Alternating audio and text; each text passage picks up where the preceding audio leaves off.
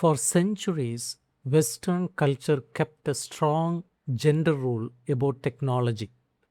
Machines, engines, math, and software were all coded as masculine, linked to active reason and the domination of nature. Women were coded as natural, passive, biological, and fundamentally disconnected from the cold mechanical world. Cyberfeminism attacked this rule head on. The term cyberfeminism was coined simultaneously in 1991 by two groups, British theorist Sade Plant and an Australian art collective called VNS Matrix. Instead of seeing computers and networks as just more patriarchal weapons of control, they saw the early internet as an unstable open frontier. Because the digital world runs on code, fluid representations, and virtual reality.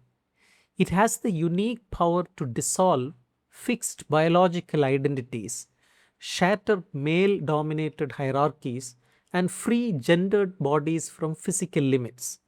Cyberfeminism is not a single unified doctrine, it is an evolving set of critiques that moves from the utopian manifestos of the 1990s to the sober, hard edged examinations of our modern social media and AI era.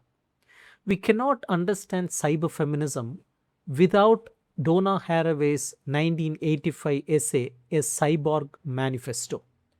Writing just before the internet went mainstream, Haraway introduced the cyborg, a creature that is part machine and part organism, as a liberating myth for feminist politics. Haraway's cyborg works by breaking down three crucial boundaries that have long supported Western patriarchy. First, the boundary between human and animal. Modern science shows we cannot isolate a pure human essence separate from our evolutionary relatives. Second, the boundary between organism and machine. Pacemakers, prosthetics, and cybernetic implants prove that our biology is deeply integrated with technology. Third, the boundary between physical and non physical.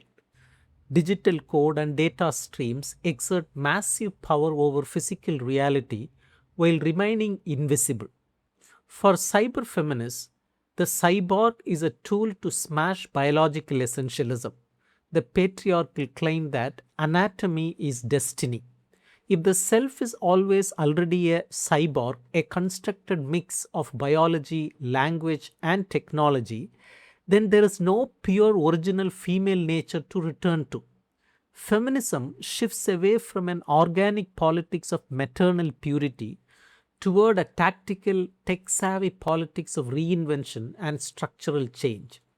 Following Haraway's blueprint, Sade Plant pushed cyberfeminism further by linking digital technology directly to female viewers. In her book Zeros and Ones, Plant argues that women have always been the hidden original programmers of modern civilization. She traces a line from Ada Lovelace, who wrote the first computer algorithm, to the physical practice of weaving textiles. A weaving loom runs on strict binary logic, warp and weft, over and under 0 and 1. The mechanical loom is literally a computer made of thread. Plant argues that while patriarchal culture positioned man as the unified, stable subject of history, women were pushed to the margins and forced to work in fluid, decentralized, collaborative networks. Those networks look exactly like the software programs of a digital network. The internet is an inherently feminine medium. It is decentralized and horizontal. It resists top down, male centered command structures.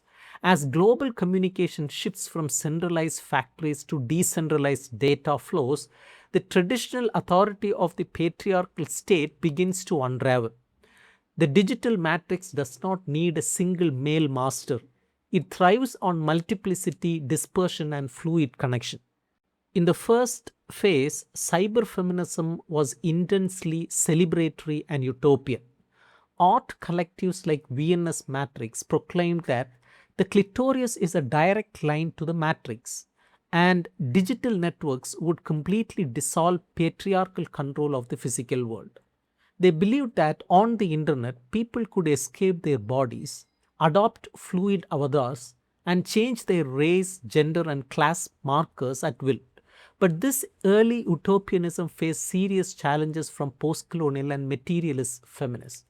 The fantasy of escaping your body to play the digital identities was a luxury available only to wealthy, educated women in the global north who could afford personal computers and high speed internet.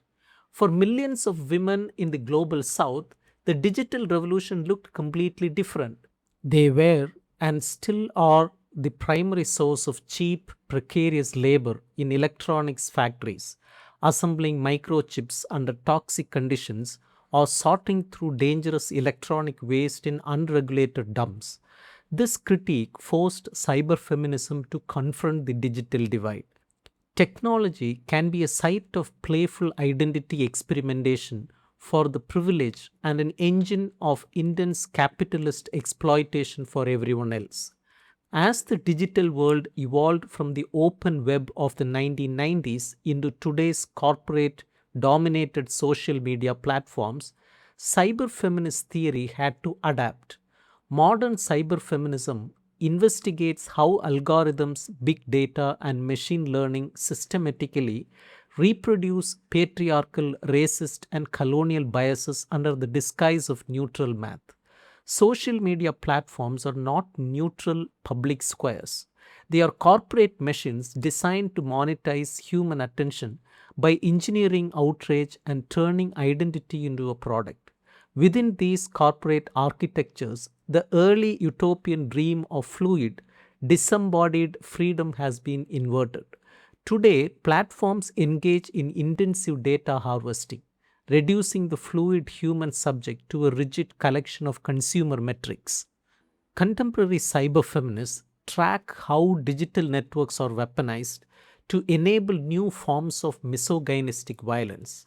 This includes targeted online harassment campaigns, doxing, and the creation of non consensual deep fake pornography. The virtual space is no longer a safe haven away from the physical world. It is an intensive mirror that amplifies and accelerates real world patriarchal violence. The evolution of cyber feminist theory proves that digital technology is neither an inherently patriarchal trap nor a magical space of effortless liberation. Technology is an open, fiercely contested site of political struggle.